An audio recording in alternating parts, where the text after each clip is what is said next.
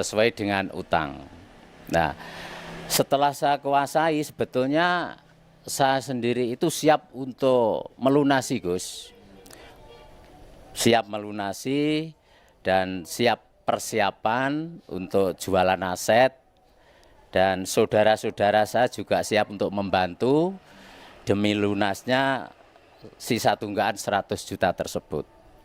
Demikian. Dan saya sendiri setelah ada risalah lelang datang di rumah, itu setelah saya baca adalah sertifikat atas nama saya Sarto itu sudah dibalik nama dengan Hendri Kurniawan.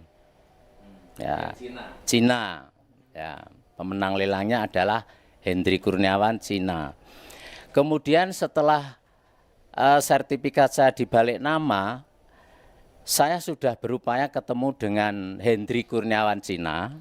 Maksud saya sehubungan saya ada anak, ada istri, rumah saya itu mau saya tarik kembali, saya tempati lagi. Maksud saya demikian, Gus. Nah, setelah ketemu kita mengadakan musyawarah bersama, utang saya 100, saya mengembalikan 150 juta. Kemudian pemenang lelang minta 250 juta. Kalau menurut saya utang 100, saya mengembalikan 150, untuk saya kan sudah layak. Demikian. Itu sampai 2 kali pertemuan. 2 kali pertemuan. Akhirnya bertahan sampai terjadi dieksekusi. Demikian, Gus. Terus akhirnya setelah saya tempati, dari Pak Hendri Kurniawan itu bilang ke saya, oh kok ditempati? Ya, ini karena rumah saya tidak sesuai dengan utang saya. Utang saya 100, aset saya 2,5 miliar. Jadi saya tempati lagi, saya demikian. Nah, setelah itu saya bertahan menempati di rumah. Akhirnya saya juga mengadakan mediasi lagi dengan Pak Hendri. Pak Hendri itu setelah rumah saya dieksekusi. Maksud saya itu melanjutkan berapa harganya rumah itu Pak Hendri, karena saya ingin menempati. Dia mintanya 350 juta. Lah saya juga merasa keberatan, 350 juta itu malah akhirnya Pak Hendri sendiri dilaporkan eksekusi tersebut itu tadi, Gus.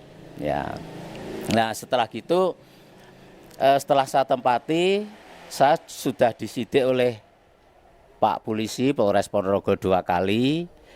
Terus yang terakhir saya ada surat tersangka. Demikian.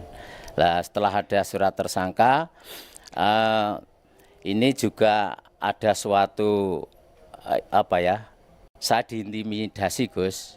Intinya begini, berkas ini perintah dari Kapolda. Yang ngomong itu adalah Pak Kanit, siapa namanya? Pak Guling, ya Ponorogo itu tadi. Demikian. Terus akhirnya setelah gitu saya sendiri juga nggak mau menjawab, Gus. Nggak mau menjawab, saya tinggal diam. Udah, terus pulang. Setelah pulang, lain hari datang lagi namanya Pak Edi penyidik. Pak Edi penyidik, Pak Sarto, kasusnya Pak Sarto ini sama dengan kasus Polorejo, Babatan Ponorogo, tidak ada membuat sepakat itu dipenjara 8 bulan, asetnya dimiliki oleh pemenang lelang. Demikian. Itu yang bilang itu adalah Pak Edi yang nyidik saya. Demikian, Gus. Jadi untuk sementara itu yang dapat kami sampaikan. Yang nyuruh tanda tangan itu Pak Edi tadi. Siapa yang tanda tangan katanya di penjara tadi?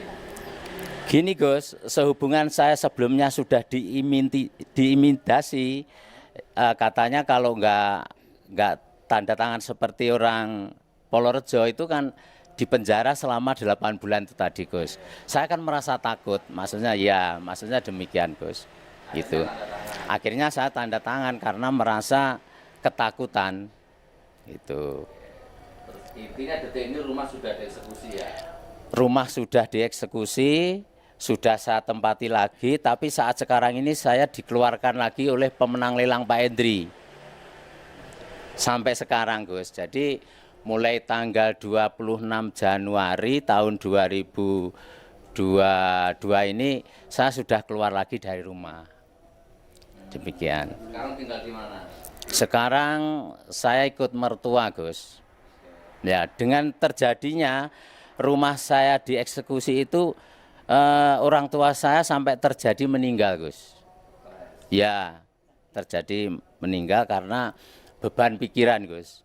Orang tua saya itu mikir, apa tole kok rame-rame, nek pancen utang mbok didolne apa duwene. Lah ini sudah persiapan Gus. Orang tua saya bilang seperti itu.